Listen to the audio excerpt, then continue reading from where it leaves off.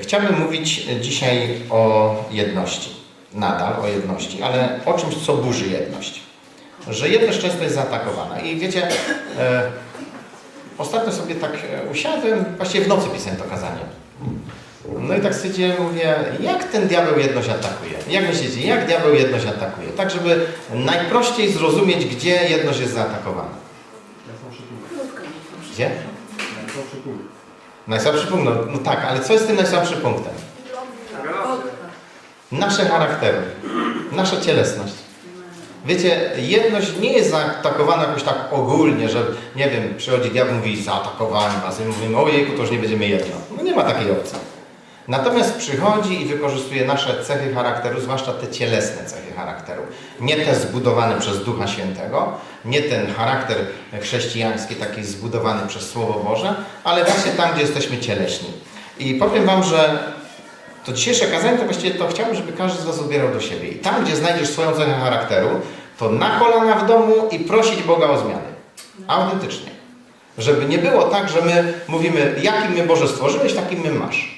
I jakim mnie stworzyłeś, takim ma Kościół mnie. I jak byłem głupi, tak będę głupi, muszą mnie znosić, bo tak Biblia mówi, znoście się nawzajem. Jak byłem naiwny, to nadal jestem naiwny, muszą mnie znosić, bo są przecież chrześcijanami. No tak nie jest. Ja mogę być głupi i naiwny, ale za jakiś czas no raczej ta głupota i ta naiwność powinna ze mnie być wyrugowana. A nie, że ja po prostu się nie zmieniam przez lata. Jestem nieraz naprawdę, bracia i siostry, nieraz my sami, nasze charaktery są jak sól w oku dla drugiego człowieka. Naprawdę. Po prostu wykańczamy nieraz innych swoim własnym charakterem. Bo oczywiście ja wiem i słyszałem takie kazania, nawróciliśmy się, jesteśmy pełni światłości, jesteśmy wspaniali, jesteśmy niezwykli, jesteśmy na nowo narodzeni, zmienieni, a jak się przyglądamy sobie bliżej, to się okazuje, że to są fajne słowa, one są w Biblii napisane, ale to jest miejsce, do którego też mamy docierać, żyjąc z Chrystusem, a nie, że już jest wszystko załatwione. Chrystus wszystko załatwił w tym sensie, że dzięki Niemu możemy dotrzeć do tego miejsca, o którym mówi Biblia. Że możemy być uprzejmi, łagodni, wierni, dobrzy i tak dalej. Amen? Ale to wcale nie oznacza, że tam jesteśmy. Bo gdyby tak było, to naprawdę my byśmy tak idealnymi ludźmi byli na tej ziemi, że no po prostu słów nie ma do opisania tego. Jak idealni byśmy byli. Dlatego, bracia i siostry, też zauważyłem w Biblii, że mniej jest napisane o walce duchowej, a dużo więcej jest napisane o naszym poddaniu, o naszym charakterze, o naszej cielesności. Opisane są całe sytuacje o głupocie. Pamiętacie historię, jak Dawid, Nabal to imię oznacza głupiec. Dawid z żołnierzami opiekowali się trzodami i poprosili o jedzenie. A ten właściciel tego wszystkiego mówi, w żadnym wypadku, nic im nie dam. A żona była mądra i mówi, przecież oni, jeszcze powiedziano, oni nie wzięli żadnej owieczki, nic nam nie zabrali, nie wymuszali, chronili, pomagali nam. A ten właściciel, imię oznacza głupiec, nigdy bym nie chciał takiego imienia mieć. Cześć głupi, cześć głupi. No, a to imię po hebrajsku tak oznaczało, głupi. I on naprawdę był głupi. Jego imię oznaczało jego sposób życia. On się narażał dowódcy wojska. Wiecie, to nie były czasy, kiedy się cackano z pewnymi ludźmi. I Dawid mówi, zabije wszystkich. Tak się zdenerwował. I wtedy ta żona, te placki, rodzynki, wszystko tam nabrali, jedzenia zanieśli, no i się jakoś uspokoiło. A ten Nabal umarł za chwilę. Wiecie, to jest taka historia, która pokazuje, że nieraz ludzie mogą być w miejscu błogosławieństwa, a sami sobie przynoszą przekleństwo. I to samo jest z nami. Bracie i siostro, my możemy być błogosławieni i być błogosławieństwem dla innych. Ale możesz tak samo być przeklęty i możesz być przekleństwem dla innych. I zachowanie nieraz nas, jak popatrzycie w skali z całego swojego życia, sami będziecie musieli przyznać, że nieraz się zachowaliście tak, że cud, że ktoś z wami wytrzymał. Cud, że ten mąż z tobą wytrzymał, że ta żona z tobą wytrzymała. Cud. I tak naprawdę masz to na własne życzenie, bo to ty się w końcu tak zachowywałeś. Amen? Oczywiście może powiedzieć, jestem biedny, jestem ofiarą, nie wiedziałem, że ona będzie taką jędzą. Dopiero później się okazało, po ślubie się okazało, że taka jędzowata ta moja żona. Ostrzeżony nie byłem, snów nie miałem, wizji nie miałem i teraz cierpię. No możesz taką opcję włączyć, ale to jest głupota po prostu. Amen? Czy ktoś wam wybrał żonę? Czy jest tu osoba ze średniowiecza, czy tam trochę późniejszych czasów, gdzie rodzice wybrali ci żonę? Czy sam ją wybrałeś? Czy męża też ci ktoś wybierał? Czy sam wybrać tego męża? Więc słuchajcie, musi się skończyć narzekanie jeden na drugiego, czy w rodzinach, czy w zborze, czy nawet w pracy. Musisz wreszcie zacząć żyć jak człowiek, który żyje Bogiem, cieszy się Bogiem, a nie jakieś narzekanie, swary, bo to wszystko burzy jedność i diabeł to wykorzystuje. Ostatnio mówiłem o tym, że Jezus modlił się, żeby uczniowie byli jedno. Tak jak On sam jest jedno z Ojcem. Ja jak przeczytałem ten werset i dotarł do mnie, wiecie, no Biblię nieraz już czytałem, ale jak dotarł do mnie ten werset, to mówię, Boże, no to jest kosmos, to jest nieosiągalne wręcz. Jak można być tak jedno, jak Jezus jest z Ojcem? Mówię, no Boże, to jest niemożliwe i po ludzku to jest niemożliwe, ale w Duchu Świętym to jest możliwe, bo Duch Święty nas potrafi tak zjednoczyć. Sami to się wiecie, dzisiaj się umówimy, jutro się pokłócimy. Dzisiaj się pogodzimy, jutro znowu się pokłócimy. Ale kiedy przychodzi Duch Święty, wiecie, On potrafi zmienić nas i dać nam takie charaktery, które żyją w jedności i cieszą się z jedności, pragną jedności. To jest jak oddech dla życia, że jedność jest czymś naturalnym w Kościele. Nie wiem, czy zauważyliście, że no teraz to jest taka, nie wiem, czy to nazwać plaga. Na całym świecie wszędzie powstają jakieś kościoły. Gdzieś coś ciągle powstaje. I wiecie, że mnóstwo tych rzeczy powstaje z jakichś rozłamów, z jakiejś kłótni, z jakiegoś, ja mam inne zdanie, mam inną opinię i każdy ma swoją opinię i każdy mówi, że ma prawo do tej opinii, a zapomnieli o tym, że Jezus się modlił o jedność. Myślę, że rozumiecie, o co mi chodzi. I jedni się pokłócą o wieczerzę pańską, drugi o chrzest wodny, trzeci jeszcze o coś innego i ludzie ze świata patrzą na to i mówią, wariaci. Mówią, że jedną Biblię czytają, że tylko się na Biblii opierają, a takie mają różnice. To skąd te różnice? Bo jeżeli my się nie nastawimy na to jest najważniejsze, kochać Boga i kochać ludzi, to się głupotami zajmujemy nieraz. Nie mówię, że rzeczami, których nie są w Biblii, ale na zewnątrz to są rzeczy drugorzędne albo trzeciorzędne nawet. I ludzie się tym zajmują, zaczynają po prostu tracić taki Boży punkt widzenia. Pamiętam kiedyś, wiele lat temu, jak na przykład było uwielbianie i ktoś mówi tak, bo ktoś tam zaśpiewał już 10 razy tą samą piosenkę. Ja mówię, wiesz co, no nie zauważyłem, mówię, zamykam oczy i wielbię Boga. I ja naprawdę, ja sobie zamykałem oczy i wielbię Boga. Pewno, że ja chciałbym nową piosenkę jakąś, no ale była stara. No nic na to nie poradzę. Ale wielbić Boga mogę, ale mogę też usiąść tak, nie zaśpiewam, 10 raz nie zaśpiewam. A co? Niech wie, niech ten, co prowadził uwielbianie, wie, że 10 razy tej samej piosenki nie można zaśpiewać. I niech widzi. Jestem obrażony, bo 10 razy ta sama piosenka. Ale ta pieśń nadal wielbi Jezusa. Amen? A ile razy modliliście się do tego samego Zbawiciela? A nie lepiej powiedzieć, no przecież ja się modliłem do Ciebie 30 lat temu, no to co ja będę się powtarzał? Żonie też powiedz raz, że ją kochasz i tylko nie odwołuj tego. A nie musisz więcej mówić, że ją kochasz. Tylko nie odwołaj nigdy w życiu tego. I wtedy będzie wszystko działało. No bzdury, bracia i siostry. A chleb też jadłeś już ten sam od tego samego piekarza? I nagle się okazuje, wiecie, że pieśni nie można zaśpiewać 10 razy tej samej. Chleb można ten sam zjeść, bułkę tą samą zjeść. Prawda? Ja to specjalnie tak przesadzam, wiecie, na takich głupich przykładach podaję, bo to nie jest, dopiero widzimy, jaki to jest absurd. I potrafimy ponarzekać sobie na przeróżne rzeczy. Ewangelii Jana, 10 rozdział, ja i Ojciec jedno jesteśmy. 11 rozdział, a nie tylko za naród umarł Jezus, lecz by zebrać w jedno rozproszone dzieci Boże. Czyli z założenia dzieci Boże są rozproszone, a nie zjednoczone. 17 rozdział, aby byli jedno jak my. Jedno w greckim to jest po prostu jeden, liczba jeden. Więc kiedy Biblia mówi o jedności, to mówi to, co kiedyś też niedawno takie kazanie miałem, że jest jedno serce, jedna dusza. Liczba jeden tam występuje. Czyli my naprawdę myślimy w taki sam sposób. Ja nie mówię o jednolitości, że jesteśmy identyczni, ale mamy te same plany, te same marzenia. Najbardziej chcemy kochać Boga i najbardziej chcemy kochać ludzi. I wszystko zrobimy, żeby kochać Boga i kochać ludzi. I wszystko, co nam przeszkadza w kochaniu Boga i kochaniu ludzi, odrzucamy. I wtedy ta jedność naprawdę może być zbudowana. Natomiast jak zaczniemy mówić tak, nie będę wielbił Boga, bo tu jest za jasno. Drugi powie, że jest za ciemno. Trzeci powie, za szerokie wejście, za zimno. Więc słuchajcie, jak komuś na przykład kiedyś by było za zimno, zapraszam do kościoła rzymskokatolickiego. Praktycznie do każdego. Ja nie słyszałem, żeby ludzie tam szli i narzekali, że jest im zimno. Tu akurat mamy ciepło, także to jest hipotetyczny mój wniosek. Ale bracia i siostry, można się zjednoczyć ale musi być cel ustalony główny. Tam, gdzie bracia w zgodzie mieszkają, Psalm 133, pierwszy werset. Pamiętacie cały ten psalm? Że tam, gdzie bracia w zgodzie mieszkają, tam Pan zsyła swoje błogosławieństwo. I tam też jest, to jest hebrajski akurat jachat, i to jest razem złączyć się, jedność.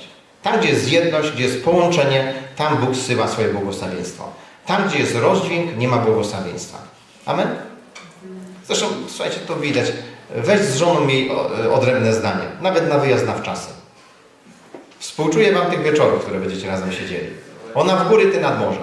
Każdy swoje racje. Ja chcę jodu, a ja chcę wysokości. Ja chcę widoku, a ja chcę morze, a ja chcę słońce. A w górach też jest słońce. I możecie sobie dyskutować. Jak się w końcu nie umówicie i nie zjednoczycie, to będzie, nawet jak ktoś pojedzie, a upiera się przy swoim, to wiecie, jak facet jest w miejscu, gdzie go żona zaciągnęła.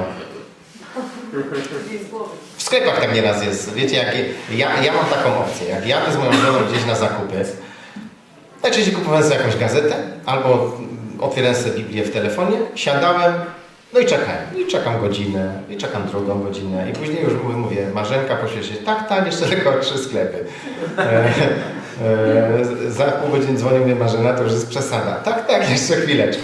I Marzena mówi, ja wszystkich nie obeszłam. Ja tylko te, co mnie interesowały. I ja to rozumiem. Słuchajcie, ja to naprawdę rozumiem. Siostry, ja rozumiem, że się nie wchodzi do jakiegoś sklepu, się kupi pierwszą rzecz z brzegu, bo tak się nie robi.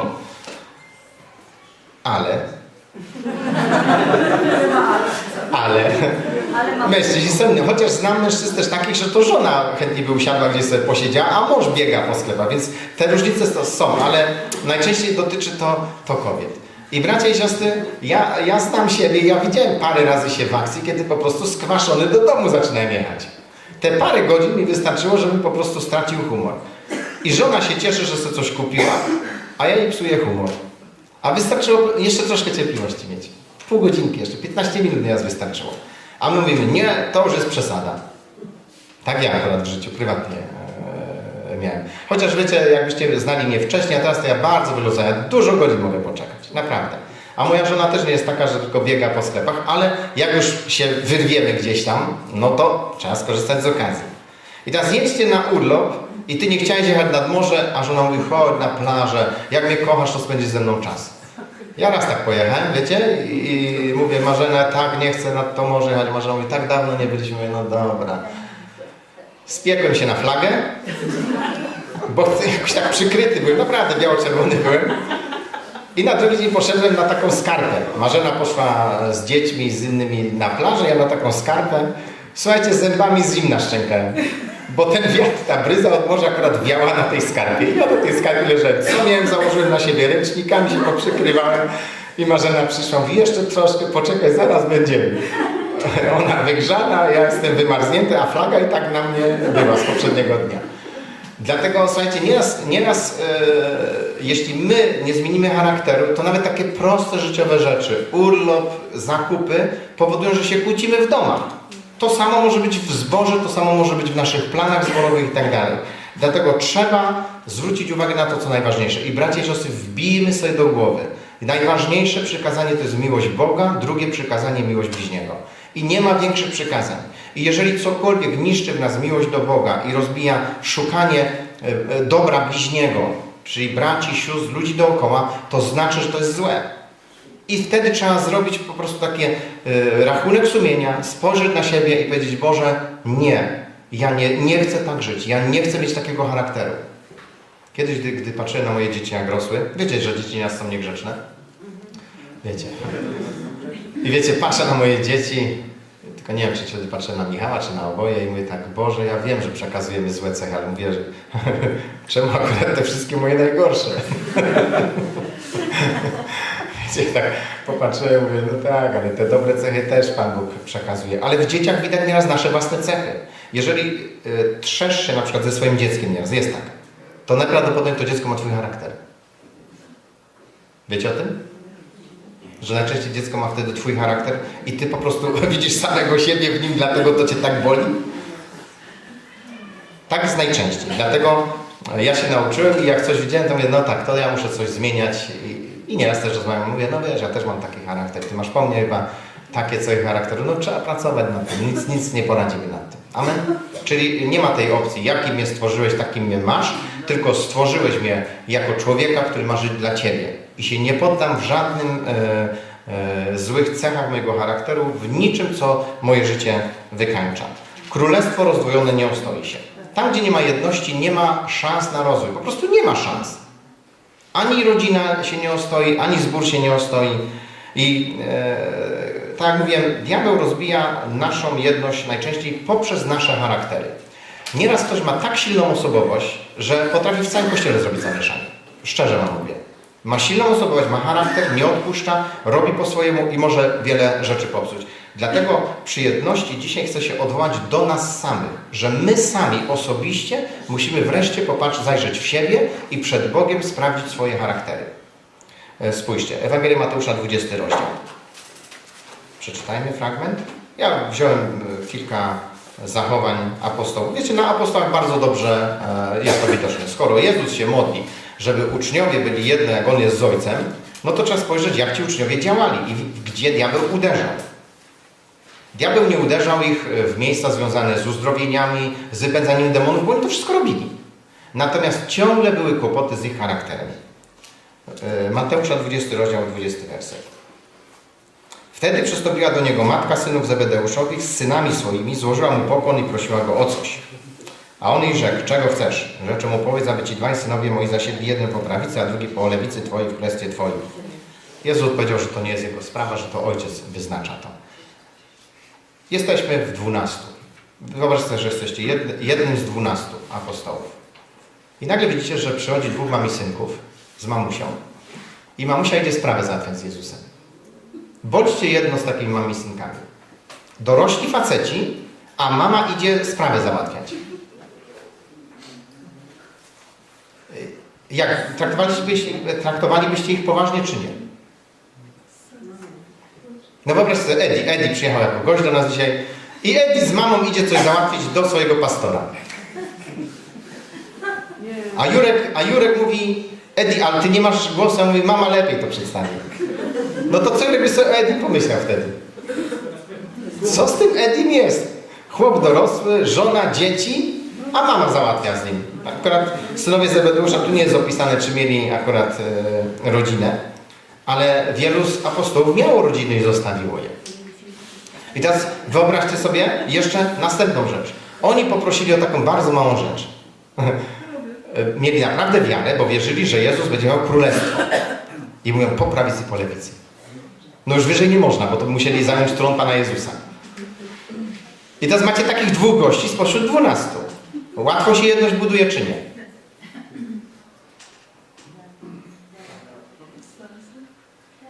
Wybaczcie, ale gdyby, zaznaczam, Eddie przychodził z mamą załatwiać sprawy, Kondziu akurat z mamą już nie przyjdzie, ale nie będzie, że z tatą przychodzi i załatwiają inne osoby, a oni sobie siedzą i mówią, no ja mówię tylko taką drobną rzecz, my się z mamusią zgadzamy, my się z tatusiem zgadzamy. Wybaczcie, ale to jest porażka. I to byli apostołowie. Ja kiedyś, jak sobie prześledziłem, jak żyli apostołowie, ulgę poczułem. Naprawdę. Nie, żeby ich dyskredytować, żeby poniżać, bo to byli wspaniali Boży mężowie. Ale wad mieli do oporu. I mi ulżyło, bo ja też mam wady. A wcześniej to myślałem, że to tacy wybrani, święci, przenajświętsi, wspaniali. To byli normalni ludzie z wadami. Ale co było ważne? Pokochali Jezusa i dali się za Niego zabić. Amen? Oni wiedzieli, co jest ważne. I jak były problemy, to nauczyli się skupiać na Jezusie, przy Jezusie, korzystać z Jego mocy, a nie zajmować się jakimiś głupotami. Więc diabeł uderzył w ten sposób, że widocznie mama była taka trochę kontrolująca albo mocno kontrolująca. Synom przedstawiła propozycję, synowie się zgodzili, mamusia poszła załatwiać. Po prawicy, po lewicy. Wybaczcie, ale to jest też wywyższanie się tych ludzi. To jest tak, że poszli za plecami załatwić ze stanowiska. Wybaczcie, ale jeżeli jest 12 i mają się przyjaźnić, być w jedności, to nie można za plecami załatwiać czegoś. Że ja idę sobie załatwię szybko. Kto pierwszy, ten lepszy. Jak zdążę załatwić, to po prawicy i po lewicy będziemy siedzieli. Ja myślę, że mógł niezły dym być z takiej postawy synów Zebedeusza.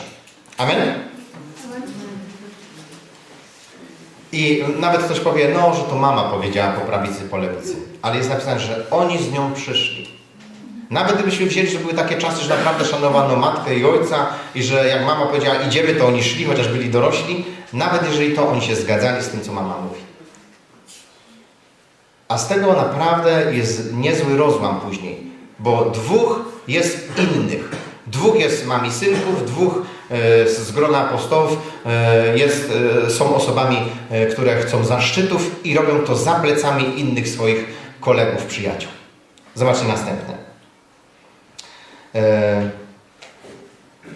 Łazarz. Ewangelia Jana, 11 rozdział. To jest historia Łazarza, ale tu nie chodzi o Łazarza, tylko chodzi o jednego z apostołów. 11 rozdział od 1 do 16.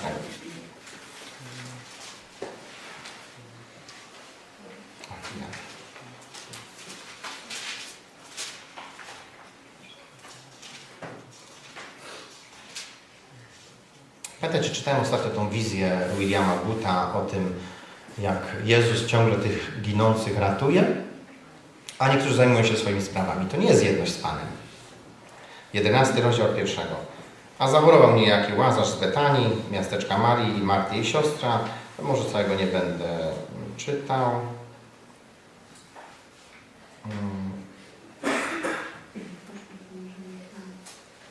12 werset może. Wtedy rzekli uczniowie do Niego, Panie, jeśli zasnął, zdrów będzie. Ale Jezus mówił o Jego śmierci. Oni zaś myśleli, że mówił o zwykłym śnie.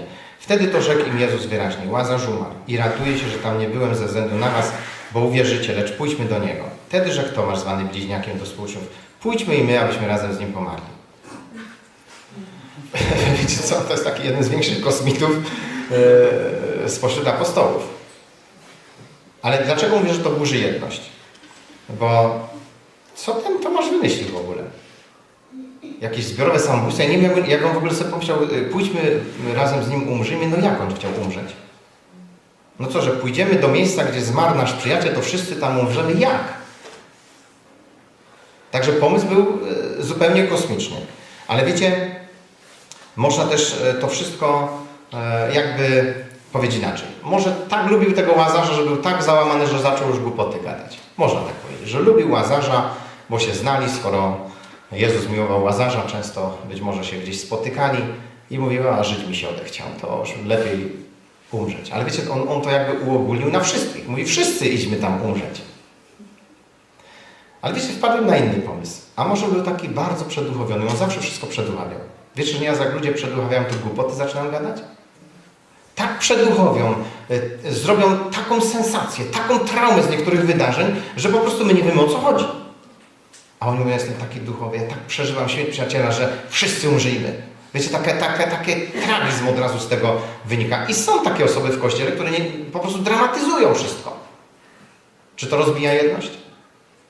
Wybaczcie, ale jak ja bym miał starszy z Kościoła, spotykamy się na Radzie Zboru, ktoś by zachorował, ktoś by powiedział, idźmy, umrzyjmy tam razem, to ja bym powiedział, Boże, kto tu starszym z Kościoła jest? Co tu się dzieje? I teraz ustalcie jakąś dobrą radę, jak ten chce umierać, a my radzimy nad rzeczami życia codziennego. No jest jakiś dysonans, rozłam, tu nie ma żadnej jedności w tym. Więc słuchajcie, to mnie pociesza, że Bóg wybrał apostołów i ci apostołowie mieli wady i zobaczcie, jakie cudowne rzeczy Bóg z nim zrobił, ale poddali się Bogu, to jest ważne. Mogli nawet po drodze jakieś głupoty opowiadać. Amen? A teraz tak pomyślcie, jeszcze raz. Tomasz mówi, pójdźmy, umrzyjmy. To co, położyć się na pustyni i czekać, aż udar słoneczny wszystkich zabije? Jak on to chciał zrobić? Czyli mówię, no szczerze mówię, no jak człowiek jest pełen rozumu, coś mu się tam pomieszało. I naprawdę później apostołowie mogli mówić tak, słuchaj, tam z Tomaszem za bardzo, to nie dyskutujmy, coś z nim jest nie tak. On tam umierać chce, jakieś takie rzeczy opowiada. Coś ważnego się, nie, Tomasza zostawmy, on taki delikatny jest, coś mu tam w głowie się miesza. Nie, zostawmy, nie mówmy mu o niczym. Mogło tak być? I jaka jedność później jest? Jak Tomasz tłumaczy o tak wielkich rzeczach, jak śmierć wszystkich i nikt go nie rozumie. No nie ma jedności. Zobaczcie następne. Gdy Jezus mówił o zgorszeniu, to jest Mateusza 26 rozdział 33 3 werset, Ewangelia Mateusza.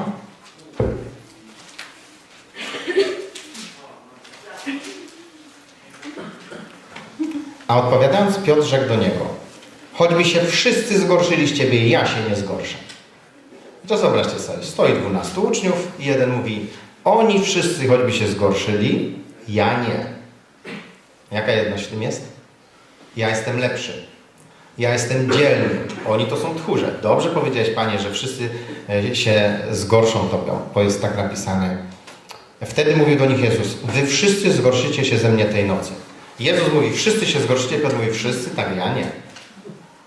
Jestem ten lepszy. Powiedzcie mi, jak się buduje jedność z pyszałkiem? Łatwo czy trudno? Przecież on wie wszystko najlepiej, on jest najmądrzejszy, on wszystko wie. Ty nawet jak się przyznasz do tego, że tak, możliwe jest, że się człowiek zawsze upadnie, on nie. On jest zawsze na topie, zawsze jest u góry. Budujcie jedność z takim człowiekiem. I to była wada charakteru Piotra. Był rzutki, był zawsze do przodu, zawsze wszystko wiedział.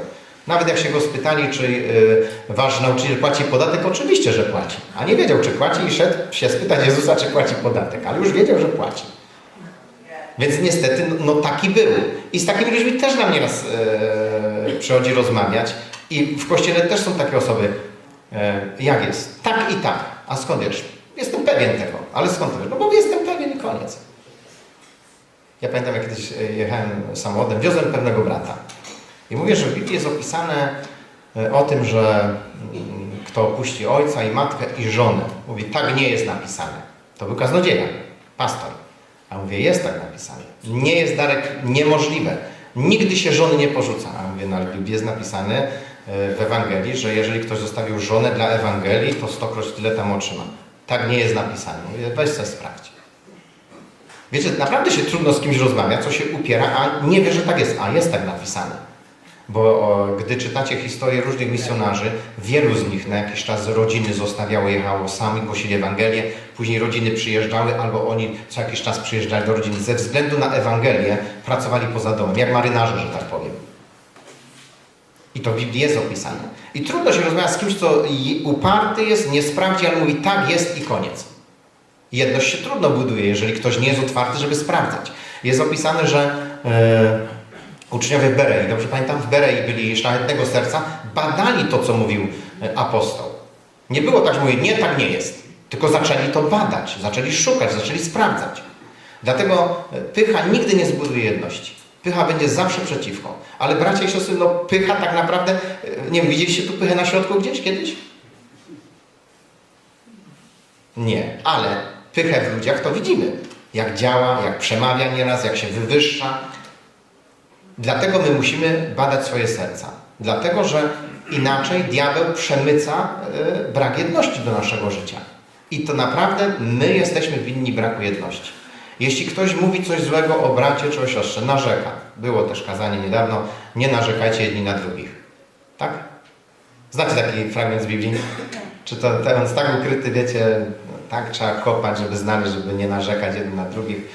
Bardzo mocno ukryty. Dlatego ludzie narzekają, bo go nie znajdują w Biblii. Czyli musimy zdać sobie sprawę. Następne, Judasz. Pamiętacie całą historię Judasza. Jak jedność można zbudować, jak ktoś jest obłudny i okrada swoich towarzyszy? Można zbudować taką jedność?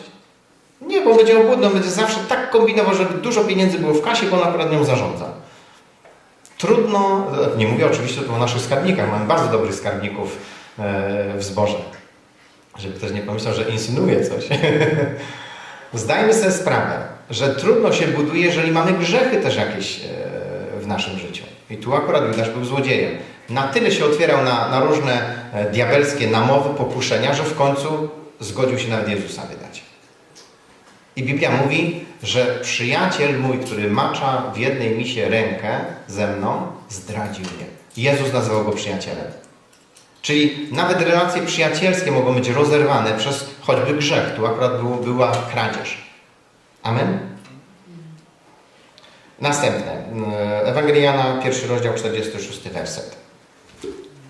Ja to tu specjalnie wypisałem ileś rzeczy z Pisma Świętego, żeby nam pokazać, że ci ukochani Boży apostołowie, ci, którzy wytrwali przy Nim do końca, ci, którzy 11 z nich oddało życie męczeńską śmiercią, zmarli z powodu Ewangelii. Mieli wady i diabeł uderzał w jedność i zawsze uderzał w ich charaktery, że przez ich charakter chciał zamieszać, żeby oni nie byli jedno i nie byli zgodni. Ewangelia Jana, 1 rozdział, 46 werset. Od 45 może przeczytajmy. Filip spotkał Natanaela i rzekł do niego: znaleźliśmy tego, o którym pisał w zakonie Mojżesz, a także prorocy, Jezusa, syna Józefa z Nazaretu. Wtedy Natanael rzekł do niego: czy z Nazaretu może być coś dobrego? Uprzedzenia. Jeżeli ludzie są uprzedzeni, trudno zbudować jedność. Ja to widzę akurat, jeżeli chodzi o służbę uwalniania od demonów, jak ludzie są strasznie uprzedzeni. Oni najprostszych wersetów, które dla nas są normalne, że je czytamy, rozważamy, oni nawet nie podchodzą do tych wersetów. Gdy mówisz o czymś, nie chcą niektórzy ludzie w ogóle rozważyć tego. Czy jest możliwe, żeby człowiek wierzący był zdemonizowany? A dla mnie to jest tak oczywiste, bo człowiek, który grzeszy, umrze. I nie jest napisane, że wierzący, który grzeszy, nie umrze. Wierzący, który grzeszy, który jest zaprzedany grzechowi, umrze tak samo jak ten, który się nie nawrócił. Więcej jest napisane, że jeżeli ktoś poznał prawdę, a się odwróci od niej, to jest jeszcze gorzej. Więc jeżeli ktoś grzeszy i jest zdemonizowany, związany przez demony i jest niewierzącą osobą, zgadzam się z tym. Ale jeżeli wierzący będzie grzeszył, to też będzie związany tak samo jak ten wierzący. A dlaczego miałby nie być związany, skoro grzeszy i żyje źle? Rozumiecie, to są tak logiczne, tak proste rzeczy. A niektórzy mówią nie i koniec. Bo człowiek nowonarodzony nie może być związany demonicznie, nie może być opętany. Ale z drugiej strony jest napisane, że jesteśmy wyzwoleni z grzechów naszych. To dlaczego wierzący nowonarodzony grzeszy w ogóle jeszcze? Skoro jest wyzwolony z grzechów. Skoro Chrystus już z nim żyje, no to pokaż mi tego Chrystusa, jak żyje w tobie. I właśnie problem polega na tym, i ludzie tego nie rozumieją, że wszystko mamy przez wiarę. Jeśli będziemy żyli przez wiarę, Chrystus będzie w nas widoczny. I nasz charakter będzie Chrystusowy, przemieniony przez Niego. I będziemy pomazani tak, jak On był pomazany. Jeśli nie będziemy żyli z wiary, będziemy żyli byle jak.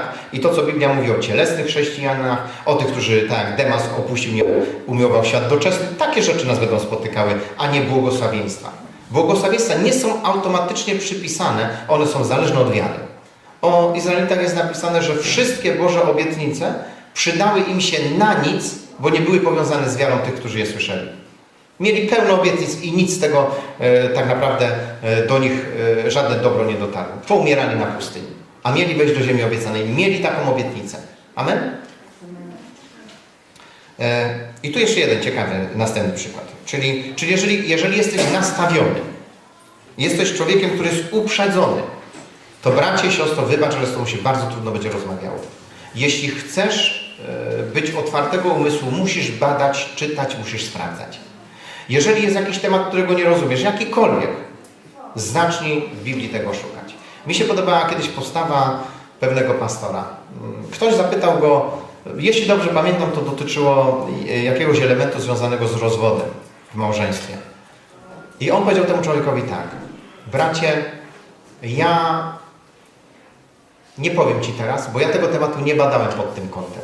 Ja mam swój pogląd na małżeństwo, na rozwód, ale pod tym kątem nie badałem. Jeśli cię to zadowoli, to ja przez najbliższy tydzień będę czytał Pismo Święte pod kątem twojego pytania. I jeśli chcesz, za tydzień się spotkamy, powiem ci, jakie wnioski wyciągnąłem. Wiecie, jakie to zrobiło na mnie wrażenie? Bo najczęściej jest tak, nie wiem, czy zauważyliście, my prawie wszyscy tak robimy. Ktoś pyta, od razu ma gotową odpowiedź. Nawet jak głupia nieraz jest, byle tylko coś odpowiedzieć. A nieraz trzeba naprawdę się schylić i się zastanowić, bo inaczej możemy kogoś skrzywdzić. Bracia i siostry, pochopne odpowiadanie, pochopne radzenie nie powinno być pośród nas obecne, bo możemy kogoś skrzywdzić. Amen? Opowiem wam, jak to jest z uprzedzeniami,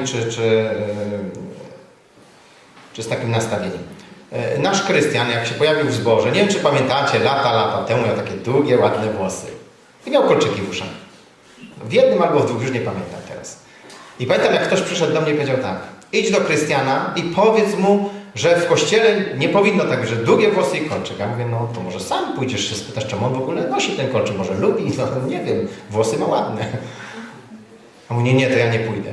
A mówię, no to ja na pewno nie pójdę, no przecież to są jego włosy, on tak chce nosić, no to niech nosi, no przecież to jest jego życie. Bracie, zapytajcie, co włosy nam przeszkadzają w Ewangelii? Czy przeszkadza jednak to? No powiecie, jak ja bym przyszedł długich włosów, to byście się zdziwili. Od lat już was przyzwyczaiłem, że nie mam długich włosów. I wiecie, pamiętam, jak Krystian kiedyś przyszedł króciutko obcięty, kolczyki ściągnął i mówię, a czemu, Krystian, to zrobiłeś? A on mówi, a tak popatrzyłem po prostu i stwierdziłem, bez sensu. I się obciąłem. I teraz zobaczcie, jeżeli my jesteśmy nastawieni, uprzedzeni, ktoś jest nastawiony na długie włosy, naprawdę kiedyś w kościołach byli nastawieni na długowłosych i mogli kogoś skrzywdzić. Ci, którzy byli adwersarzami, oni mówili nie, bo trzeba godniej w porządku. Nie wiem, czemu akurat długie czy krótkie włosy mężczyzny to jest godniej w porządku, jak ma krótkie, a niegodnie, jak ma długie włosy. Nie wiem, czemu tak jest. W każdym razie takie były poglądy. I najważniejsze jest to, że zobaczcie, Krystian żyje z Bogiem, kocha Pana Boga. Nawet ci, co długie włosy nie podają, już nie mają nawet tego argumentu, żeby mu zarzucić. Ale co jest najważniejsze? Dajemy wolność ludziom, a nie ich zmuszamy do czegoś. Rozumiecie, o co mi chodzi? Ja nawet, wiecie, jak nieraz ktoś mówi, bo są takie osoby, które mówią tak, kobietom nie wolno chodzić w spodniach, bo spodnie to jest męski ubiór. Nie wiem, czemu spodnie akurat to jest męski ubiór. Dlatego, że większość mężczyzn chodzi w spodniach, to jest męski ubiór? Ja wtedy specjalnie mówię, a wiesz, bracie, że jak zakładasz spodnie, to się ubrałeś niebiblijnie, bo w czasach Jezusa chodzili w sukmanach i takim pasem byli przewiązane i sandały mieli na nogach, a ty masz jakieś kozaki, niebiblijny ubiór. Ja to specjalnie mówię wtedy, bo chcę, żeby ludzie zaczęli myśleć trochę, a nie żeby czepiali się bzdur, bo później jest tak, że przyczepią się ubioru, przyczepią się włosów, przyczepią się kolczyka, oczywiście tam jakąś teologię do tego dobudują, a nie patrzą na to, że ten akurat, co ma długie włosy i kolczyk, pójdzie i pełno przyprowadzi choćby ludzi, którzy akurat, jest taka subkultura, długie włosy, kolczyki, tatuaże. Bóg potrafi wykorzystać wszystko, co w naszym życiu jest. Ja nie mówię o tym, że ktoś tam, wiecie, ma być zbuntowany i na złość robić. Ale my jesteśmy tak małostkowi i burzymy wtedy jedność. Amen? Później przyjdzie diabeł i mówi tak, jak ty się możesz modlić koło takiego długowłosego brata? Stań koło Marka.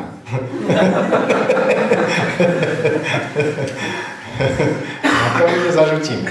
Chociaż jak spojrzycie na zdjęcia z młodości, to bylibyście bardzo zaskoczeni, jakie Marek miał długie, ładne włosy. Tak więc słuchajcie, jak ktoś jest uprzedzony, będzie niszczył jedność. Nie bądźcie, bracia i siostry, nigdy uprzedzeni. Jak widzicie, że coś was boli od tak sobie, zastanówcie się, co się dzieje. Dlaczego? Dlaczego ty tak reagujesz? Dlaczego ty nie przemyślisz, nie sprawdzisz w Biblii, nie popatrzysz na miłość, a zaczynasz pewne rzeczy od razu mówić i jesteś uprzedzony. I tu jeszcze może przeczytajmy tak. Mateusza 28 rozdział. Kilka fragmentów wam podam. Ja to, wiecie, nigdy tego nie zauważyłem. Dopiero ostatnio, jak zacząłem się zastanawiać nad tym kazaniem, to znalazłem te fragmenty. 28 rozdział, 8 i 10 werset. Może od 7. A idąc spiesznie, powiedzcie uczniom Jego, że zmartwychwstał i oto poprzedza was do Galilei, tam Go ujrzycie. Oto powiedziałem wam. Pamiętacie, jak przyszły niewiasty do grobu, anioł się tam pokazał. I odeszły prędko od grobu z bojaźnią i wielką radością i pobiegły oznajmić to jego uczniom. To jest jedna wersja z tego, ten fragment. Teraz przeczytajmy sobie Marka 16:8. Bo wiecie, często, żeby znaleźć całość, jak przebiegało wydarzenie, warto przeczytać wszystkie Ewangelie. 16:8. A wyszedłszy, uciekły od grobu, ogarnął je bowiem lęk i zdumienie i nic nikomu nie mówiły, bo się bały. Czyli tu mamy wersję skrótową, że odeszły i powiedziały. Tu jest napisane, że odeszły i nie powiedziały. To powiedziały czy nie? Odeszły, nie powiedziały, ale w końcu powiedziały. Tak to trzeba rozumieć. I teraz ostatni fragment z Łukasza, 24 rozdział.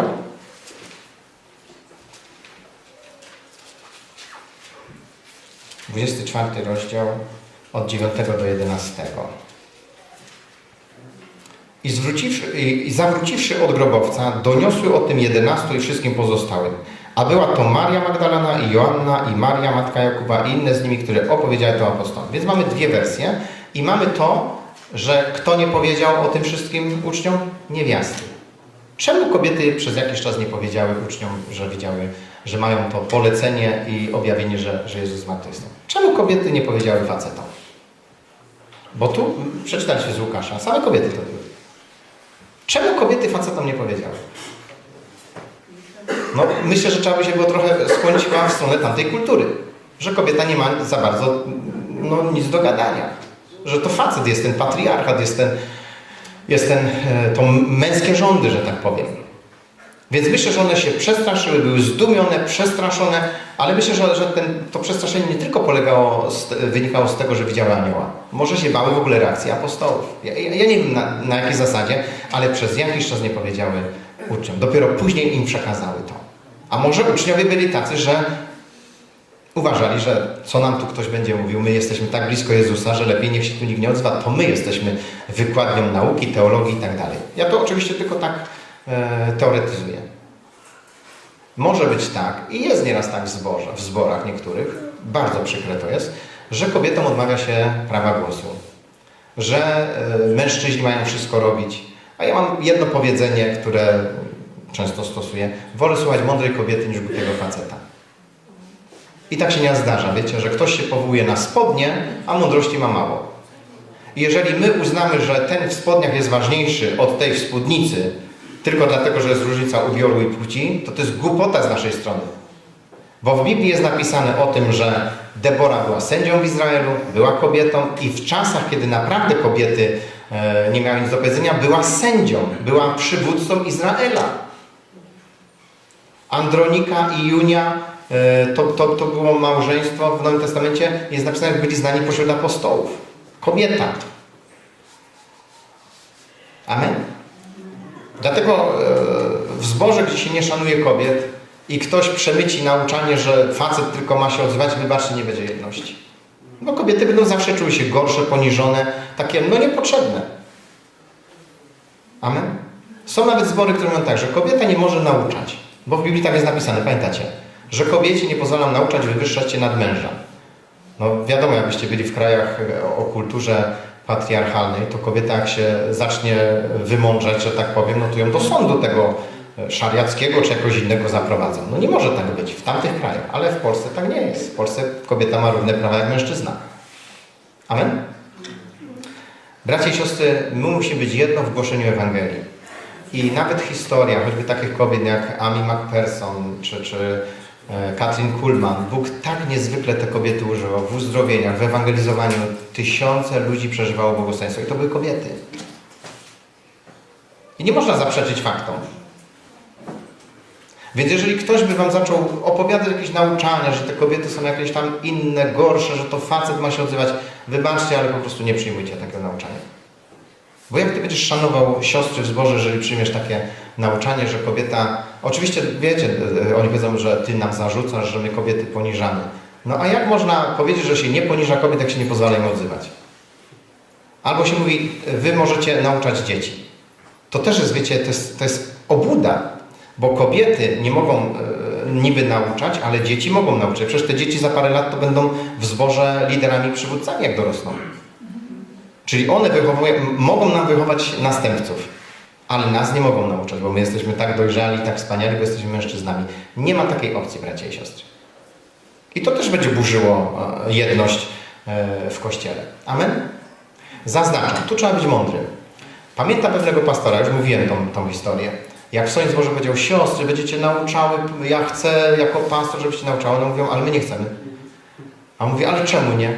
A on mówi, bo nam tak dobrze, my się czujemy tak bezpiecznie, jak wy jesteście liderami, jak mężczyźni byli liderami. My naprawdę się dobrze czujemy, my nie chcemy żadnych zmian. To jest zupełnie coś innego, rozumiecie? Że jest szacunek, a kobieta mówi, ale ja tego nie czuję, ja się nie będę wyrywała do przodu. Ja się czuję dobrze w tym miejscu, gdzie jestem. One oczywiście miały tam służby w zborze, ale jakieś inne. I ten przykład mnie bardzo przekonuje do tego, że jak dajemy wolność, to Duch Święty umieszcza i mężczyzn, i kobiet we właściwych miejscach. A nie, że my sobie w standardzie szufladki porobimy i stwierdzimy, co jest dobre, co złe i będziemy po prostu parli do przodu. Do Biblii trzeba zajrzeć. Amen? Dlatego zdajmy sobie sprawę z tego, że jedność jest zbudowana wtedy, kiedy wszyscy kochamy Pana Boga i jesteśmy nastawieni też, żeby pomagać ludziom. Wtedy robimy wszystko, żeby te dwa przykazania wypełnić. Jeśli to nie stoi przed naszymi oczami, przeróżne rzeczy staną nam na drodze i będą burzyły naszą jedność. Amen? Jeszcze przeczytam bardzo szybko, nie będę może już tego tematu mówił. Jakie nieraz są postawy ludzi. Osoba wprowadzająca harmonię. Już nie przytaczam teraz fragmentu z Pisma Świętego. Są osoby pośród nas, które zawsze wprowadzają harmonię. Dobre są takie osoby w grupie? Dobre, wiecie, gdzieś tam się poruszają moi bracia, no jest okej. Z tym, że nieraz te osoby wprowadzające harmonię, one są, tak już bardzo chcą tą harmonię, że one na kompromisy idą. Na kompromisy nie idziemy. Osoba, która blokuje. Są osoby, które ciągle blokują. One zawsze są na nie. A czemu na nie? Jeszcze nie pomyślałem, dlaczego jestem na nie, ale już jestem na nie. Muszę przemyśleć, dlaczego jestem na nie, ale opcję już mam włączoną na stałe. Są takie osoby. Nawet nieraz, wiecie, w rozmowach jest, że ktoś powie nie, a dlaczego? Bo nie, bo takie mam zdanie i mam prawo do swojego zdania i koniec. Tylko tak się jedności nie zbuduje, bo każdy z nas może powiedzieć, a ja mam swoje zdanie, a ja tak twierdzę. Pomocnik to jest ktoś, kto ciągle ułatwia, pomaga. Takie osoby są rewelacyjne, bo one mają to nastawienie sługi. Tak, Jezus powiedział, że jak ktoś chce być wysoko, musi najpierw się uniżyć, być sługą. Intelektualista to jest ktoś, kto zawsze prowadzi rozmowy na wysokim poziomie. I są takie osoby naprawdę, ja nieraz to się aż uśmiecham, jak z kimś rozmawiam, bo to są takie osoby, które i wszystko takie dopracowane i zdania dopracowane. I ja nieraz, jak jestem w takim towarzystwie i rzucę te swoje głupie kawały nieraz, to tak się czuję, mówię, chyba tak trochę nie na miejscu jestem. Ale nie będę łamał swojej osobowości, nie będę takim intelektualistą. Niektórzy mają naturalne takie skłonności. Ja nie mówię, że to jest coś złego, bo taka osoba też po prostu nieraz poprawia nas. Rozumiecie, że ktoś podnosi nam poziom trochę. No wypadałoby nieraz nam poziom podnieść. Naprawdę. Także się nie obrażajmy. Ale z drugiej strony takie osoby mogą być strasznie męczące. No sprawdź, czy nie jesteś intelektualistą na przykład, bracie czy siostro. Możesz mieć dobry wpływ, podnosić kogoś, mobilizować, zachęcać, ale możesz też po prostu tą swoją intelektualnością wykańczać kogoś, bo ktoś będzie czuł się gorszy po prostu przy tobie. Osoba, która nie bierze udziału. Tych jest mnóstwo. W zborze podobno 20% ludzi pracuje, a 80% przychodzi na nabożeństwa. Podobno statystyki takie ktoś zrobił, że tak mniej więcej średnia w kościołach wygląda. Że jest 1/5 mniej więcej, to jest chyba dużo, jak jest 1/5 osób naprawdę angażujących się w pracę kościoła. Student. Student to jest ktoś, kto mówi, taki i taki brat powiedział tak, a taki pastor, tak, a taki nauczyciel, tak, a mój wykładowca tak. Wiecie, bracia i siostry, bardzo trudno się kłócić z autorytetami, których nie ma przed nami. Rozumiecie? Jak z kimś rozmawiasz, ktoś ci się powie, wiesz, ale taki pastor mega kościoła gdzieś tam powiedział tak. Ja mówię, no ja tego nie słyszałem, ja nie wiem, czy on tak powiedział. Ja nie mogę się ustosunkować do twojej wypowiedzi. I jak ktoś ci się powołuje ciągle na nieobecnych, to trudno cokolwiek zweryfikować. I nieraz najlepiej to wtedy powiedzieć tak, bracie, powiedz, co ty myślisz. Nie co kto powiedział, powiedz, co ty myślisz. Znacie takie osoby? Co się powołują ciągle na kogoś gdzieś tam, że ktoś powiedział? Ja często jak z uwalnieniem od demonów jest temat, to powołują się na filmik z internetu o Kundalini. I ciągle o tym filmiku opowiadają. Ani tam nie byli, ani nie wiedzą, kto to jest, ani nie wiedzą, co tam się działo, ale mówią, że to jest to.